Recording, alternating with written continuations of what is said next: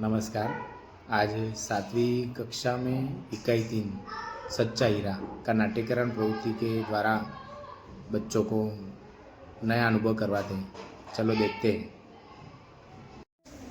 धोरण 7 इकाई 3 सच्चा हीरा प्रस्तुत कहानी में व्यक्ति के ज्ञान के साथ साथ उसके कर्म को भी महत्व दिया गया है।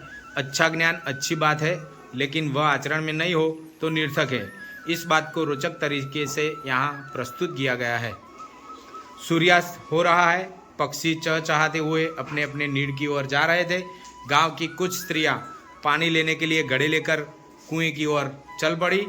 पानी भरकर कुछ स्त्रियां तो घर पहुंच चुकी थी और उनमें से 4 स्त्रियां कुएं की पक्की जगत पर बैठकर आपस में बातें करने लगी। बातचीत करते करते बात बेटों पर जा पहुंची। उनमें से एक की उम्र सबसे बड़ी लग रही थी। वह कहने लगी, भगवान सबको मेरे बेटे जैसा बेटा दे। मेरा बेटा लाखों में एक है। उसका कंठ बहुत मधुर है। वो बहुत अच्छा गाना गाता है। उसके गीत सुन के कोयल और मैना भी चुप हो जाते। लोग बड़े चाव से उसका गीत सुनते हैं। इसकी बात सुनकर दूसरी स्त्री का मन हुआ कि वह भी अपने बेटे की प्रशंसा करे।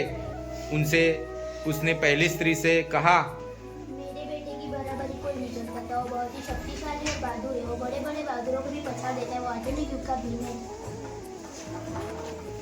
यह सब सुनकर तीसरी औरत भला कैसे चुप रहती। वह बोल उठी, मेरा बेटा साक्षात बृहस्पति का अवतार है। वो जो भी कुछ पढ़ता है एकदम याद रख लेता है, मानो उसके कंठ में सरस्वती का निवास हो। तीनों औरतों की बातें सुनकर चौथी स्त्री चुपचाप बैठी रही। उसने अपने बेटे की ओर के बारे में कुछ न कहा। पहली स्त्री ने उसे टोकते हुए कहा, क्यों बहन, तुम क्यों चुप हो? तुम भी अपने बेटे के बारे में कुछ बताओ। चौथी स्त्री ने बड़े ही सहज भाव से कहा, मैं अपने बेटे के बारे में क्या बताऊं? वो न तो मंत्र सा गायक है, ना भीम सा बलवान और ना ही बृहस्पति सा बुद्धिमान। कुछ समय बाद जब वे सब घड़े सिर पर रखकर लौटने लगी, तब किसी गीत का मधुर आवाज सुनाई दिया। सुनकर पहली स्त्री बोली,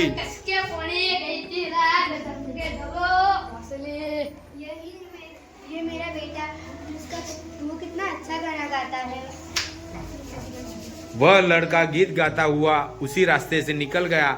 उसने अपनी माँ की ओर कोई ध्यान नहीं दिया।